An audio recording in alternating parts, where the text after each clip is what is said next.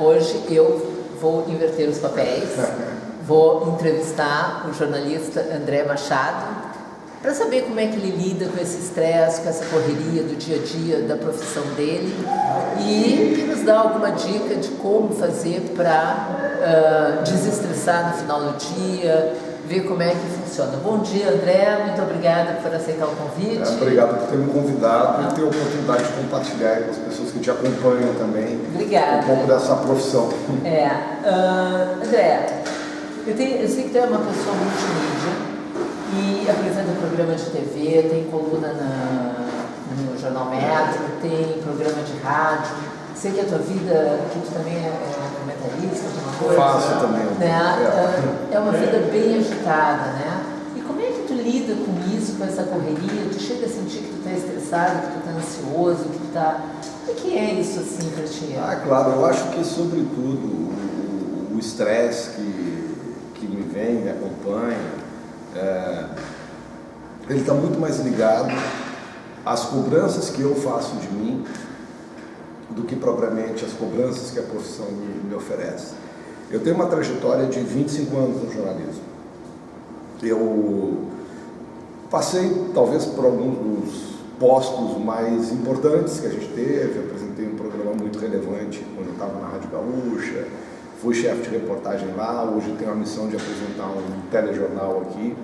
E fora isso, há todo um contato com o mundo externo que não existia quando eu comecei na profissão, através das redes sociais.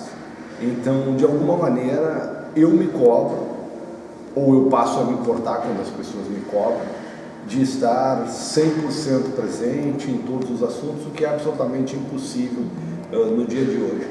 Então, eu vejo assim que nos períodos em que eu mais me questionei, me estressei, foram períodos em que eu mesmo me cobrava muito por estar numa situação melhor, por estar mais atuante, por estar mais presente. Quando eu consigo, comigo, estar mais tranquilo, me focar no que realmente importa na vida, que são as questões que dizem respeito à felicidade, a cuidado comigo, o relacionamento com a família, os relacionamentos afetivos, cuidar dos amigos, eu passo a ficar absolutamente mais tranquilo. Tem um lado, Alice, que é muito recompensador nesse tipo de profissão. Acho que todas as profissões têm, né? Eu fui bancário antes de ser jornalista. E eu tinha clientes no banco que chegavam e me abraçavam, felizes pelo atendimento que eu tinha dado, pela atenção diária que eu dava a cada um deles. E nessa profissão, que é uma profissão pública, muito bacana é o teste do supermercado, entendeu? Que não é um teste, mas quando eu vou ao supermercado, as pessoas vêm e elogiam o trabalho e falam da importância do que a gente faz para a vida delas, nos temas que eu escolho para os debates, nas pautas que a gente faz para a TV, nas opiniões que eu dou. Aí aquele estresse que eu tava, entendeu? Diz assim, puxa vida, eu tô de saco cheio, não quero mais trabalhar nesse lugar, quero fazer outra coisa, não sei o quê. Ele desaparece e aí recompensa. E tu consegue ter esse olhar para a família, para os amigos, tu consegue em algum momento, porque o pessoal do jornalismo ele tem que estar sempre conectado, né? Difícil desligar. Então como é que se dá isso, né? Hoje em dia as pessoas reclamam um pouco que a gente vai conversar e fica assim, né? Porque eu tô aqui falando contigo e vou ver o que está tendo no Twitter, vou atualizando as informações. Eu tornei meu WhatsApp público, então eu recebo muita mensagem de ouvinte, de telespectador ao longo do dia. Claro que isso tensiona um pouco, né? E que as pessoas cobram e tal, mas de tempo em tempo eu tento, né? Não vou dizer que é permanente, que é todo dia, porque tudo muda muito.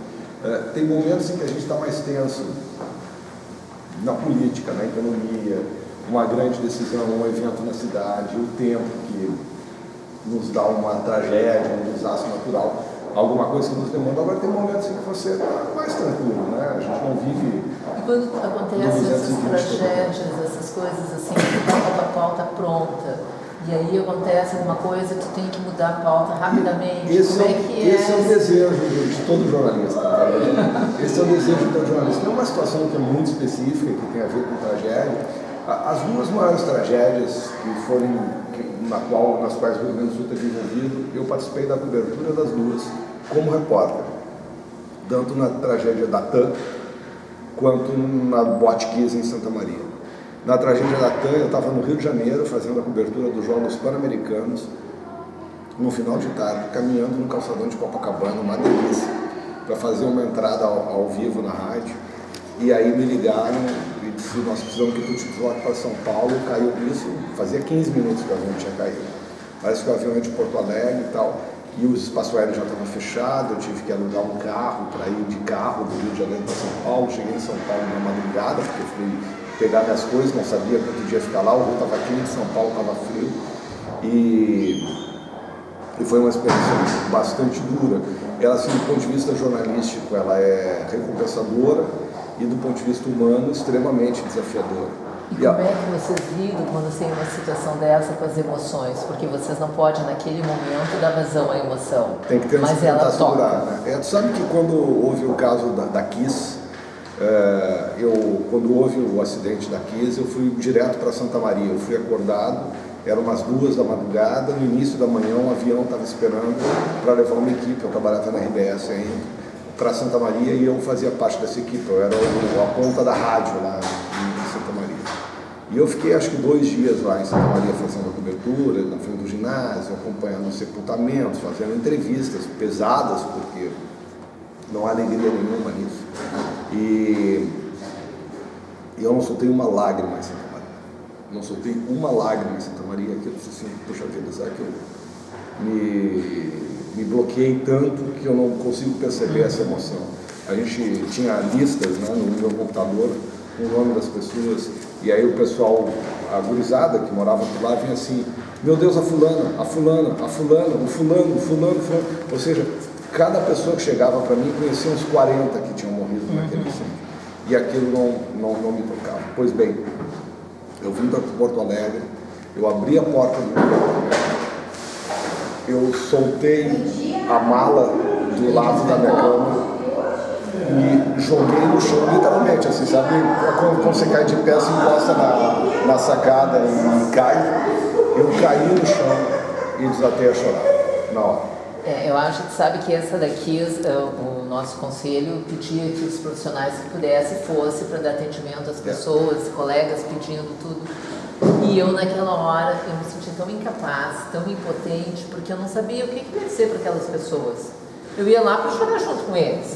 E é isso, assim, eu cheguei em casa, eu chorei por mim, chorei pelos meus sobrinhos, chorei por cada uma das pessoas que morreu. Sim. Foi uma dor assim muito profunda, muito profunda. Sem nenhuma, e aí você falou sobre a questão do conselho, assim, sem nenhuma assistência no sentido de vem cá que a empresa vai te auxiliar, entendeu? Vai te apoiar, conversa com um psicólogo, conversa com um psiquiatra, sei lá. E vocês não têm, as empresas não oferecem para vocês esse recurso quando acontecem essas tragédias e que vocês têm que estar lá porque não tem outra opção? Olha, nas duas opções, nas duas experiências assim, mais traumáticas que eu tive, não é nenhuma experiência. Eu sempre, agora não faço, mas eu sempre fiz terapia, algum acompanhamento, épocas com psicólogos, épocas com psiquiatra. E porque o dia a dia é dureza e tal, e na época eu fui por minha conta e atrás de coisas que eram importantes para mim, mas não. E assim, quando acontece um caso como aconteceu esse ano com o Bochá, né? Que a equipe toda da Band estava muito emocionada, tiveram que parar. Como é que vocês conseguem depois, porque não pode simplesmente fechar a rádio e agora tem que seguir. E como é que vocês lidam com essa situação? Porque eu acho que vocês devem ficar meio quebrados também, né? O Boixá, quando o Boixá morreu, eu lembro que eu disse no ar, em qualquer situação, que tinha morrido o melhor de todos nós, né? Porque ele era um exemplo de posicionamento, de bom humor. A gente não precisa viver com mau humor, a gente não, para ser crítico, você não precisa ser descortês, né? Então ele fazia isso com muita qualidade. A gente segue no ar, a gente segue buscando informação, sabendo que você está atendendo a necessidade de informação de outra pessoa, Eu não sou sensacionalista, não consigo ser sensacionalista, mesmo que quisesse, não seria. Então eu trato da minha forma, né? Tanto no caso da Kiss, quanto no caso da TAM, quanto no caso do Boixá. Eu tento fugir do choro no ar, não só o meu choro, mas também dos entrevistados. Agora, eventualmente essas coisas acontecem. Eu lembro que no caso do Boixá eu estava fazendo uma perícia eu sou perita judicial também, né? Eu estava fazendo uma perícia em Bento Gonçalves. E o meu publicitário me mandou, né? O Paulo me mandou notícia do Boixá. E eu entrei, e antes de sair de casa, eu estava assistindo o jornal e o Boixá falando. E o pensamento que me veio, mas como assim? Eu acabei de ouvir. Não, o meu pensamento foi diferente. Como assim? Deixou o Boixá em casa? E agora ele está morto? Então, assim, são coisas que vão se misturando e que eu penso que para quem está no dia a dia com ele deve ser muito complicado. E tem uma outra questão que se expõe aí também, porque o Boixá, ele morreu porque ele saiu do programa, foi fazer uma palestra e foi voltar para fazer outra, aí você tem que se deslocar com muita velocidade. E de vez em quando a gente faz isso, né? E tu já fosse repórter, né, em alguns momentos. E como é que é essa adrenalina do repórter? A reportagem é a base do jornalismo, entendeu? Se uma equipe não tem bons repórteres, você não tem insumo para produzir o seu trabalho, né? O repórter é quem vai lá arar a terra e depois fazer a colheita, né? Então, foi um período muito curto da minha vida, mas eu acho que o repórter a gente é sempre. Depois que você amadurece, o que muda é que a notícia começa a correr atrás de você, um pouco, entendeu? Então as pessoas fazem questão de te ligar para te informar uma coisa, porque elas sabem da qualidade do trabalho que você vai realizar. E tu tem todo esse cuidado, né, com a qualidade do teu trabalho. O teu trabalho é uma coisa que a gente vê que é bem...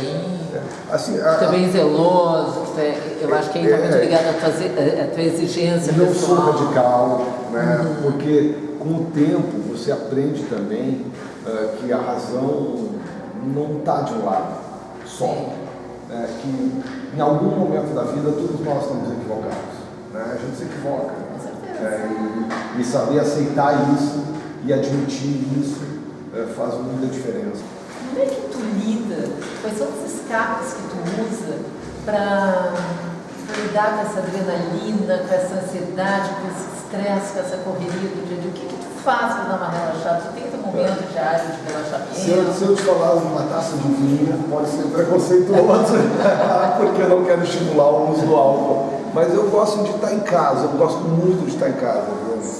Então, em casa eu às vezes cozinho, às vezes gosto de beber bom vinho, gosto de ver muita série, de ouvir música.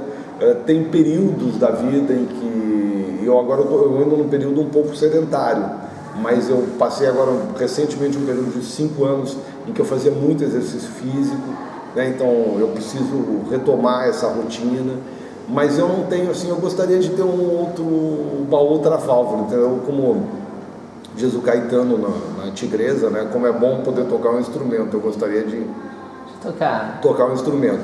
Mas tem uma coisa agora falando em música que eu faço uma vez por semana e que me diverte bastante, que é uma aula de canto, né? E não é para ser cantor, eu comecei a aula de canto justamente porque eu canto muito mal, mas é para me divertir, entendeu? Para extravasar, pegar, soltar um vozeirão num estúdio em que só tenho eu e alguém que está ali recebendo para me ouvir cantar, e aquilo ali me ajuda muito a desestressar. Eu acho que a música é tudo de bom, né, André? A gente consegue relaxar. Dos mais diferentes tipos, eu não tenho nenhum preconceito com música, assim, eu ouço muita coisa. E outra coisa que eu gosto muito, muito, muito de fazer é viajar. Viajar, conhecer lugares, conhecer pessoas, conhecer comidas, né? Isso para mim faz toda a diferença. Eu também, se eu pudesse, eu sempre digo, ainda bem que eu não sou rica, milionária, porque eu ia viver com uma mochila nas costas. Adoro pegar um... Eu já digo, lamentavelmente, eu não sou rico e milionário, porque eu não, mas eu só ia fazer isso, né? Eu só ia fazer isso. É que, assim, Mas quando eu posso, eu também escapar. Eu comecei a viajar para fora do país muito tarde, assim, eu já estava próximo dos 40 anos de idade. E, nossa, isso mudou minha vida, muda a vida da gente. Sim, com certeza. A possibilidade, muda o enfoque que você tem sobre o espaço que você está. E muda teu grau de exigência também em relação às políticas públicas, das coisas. Né? Quando eu vejo um parque de Porto Alegre, que a gente sempre todo mundo diz, nossa, Porto Alegre tem parques lindos. São bacanas. São bonitos. São bonitos. Mas daí a ser um produto efetivamente de qualidade entregue para a população tem uma enorme distância. Né? E viajar nos faz ser mais exigente e inclusive mais solidário. Porque eu não quero um parque melhor para mim, eu quero um parque melhor para a cidade. Né? E sabe que eu acho que tanto viajar para fora, como viajar dentro do país, dentro do teu estado, tu vai tendo um outro conhecimento. Eu viajo muito pelo Brasil, faltam poucos estados para eu terminar de conhecer o Brasil. E acho assim fantástico, né? E a nossa amiga, que é ela, a Kátia Wafra, ela e o Marcos viaram esse estado inteiro de carro. Eles ficam estimulando, e eu acho muito legal, porque outro dia eu postei no site do Marcos, né? E aí passou acho que uns 15 dias, um paciente me manda assim uma mensagem, me empolguei com a postagem dos teus amigos. E é uma pessoa que tem um certo grau de depressão, né? Principalmente nos domingos, a gente fica um pouco mais atento. E ele disse assim, e eu descobri que através deles o quanto eu posso ser feliz, não preciso ficar em casa no final de semana. Então assim, a gente posta uma coisa e vê que eles estão fazendo aquilo por puro prazer, mas que eles também estão ajudando outras pessoas, né? E eu comecei a pensar também, pô, mas eu posso, num sábado, pegar uma mochilinha, sair e fazer o meu momento fitness em outro lugar, né? O que eu acho bacana, assim, que o trabalho que eu faço, ele de alguma maneira me influencia as pessoas. Eu não tenho nenhuma pretensão de ser o chamado formador de opinião, ou digital influencer, que agora é a moda e não é meu caminho também. Mas eu sei que aquilo que eu falo faz com que as pessoas, no mínimo, reflitam um pouco, ou me xinguem, qualquer coisa que venha nesse sentido. Então, eu acho importante a gente estimular práticas que sejam prazerosas para as pessoas. Eu assim, ó, meu propósito na profissão, meu propósito de vida é que as pessoas tenham uma vida melhor. Eu não sou egoísta, eu não estou aqui atrás de uma vida para mim, eu não estou aqui atrás de dinheiro. Né? Se eu quisesse dinheiro, eu teria que ter escolhido outra profissão. Eu estou atrás de um caminho em que as pessoas possam se sentir melhor. E quando eu posso, de alguma maneira, contribuir para isso com o meu trabalho, com algo que eu venha dizer, com alguma coisa que eu venha mostrar, eu estou feliz. Eu, dentro do que eu posso, acompanho o teu programa, né? Porque às vezes a gente de vez em quando você vem.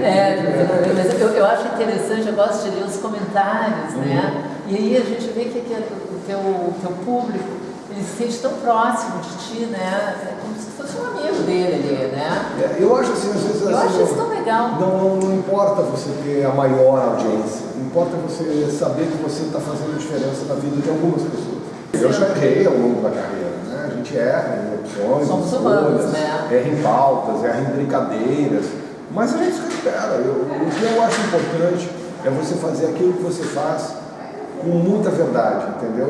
E a minha verdade é essa vontade de ajudar os outros, a contribuir para que os outros tenham sua opinião, sem forçar a minha, que entendam temas que são importantes e que estão sendo deixados de lado. Às vezes a gente consegue, às vezes não. E eu acho que isso é muito gratificante, né? Isso deve te fazer um bem enorme, tu ver que o resultado é positivo, né? Com certeza. André, muito obrigada por disponibilizar esse tempo. Obrigado por estar aqui comigo. Fico muito feliz. Obrigada. E ter me escolhido para falar com Imagina, que isso. Eu teus te agradeço. telespectadores, teus internautas. Eu sou tua admiradora. Obrigada. Obrigado, Alice. Tchau.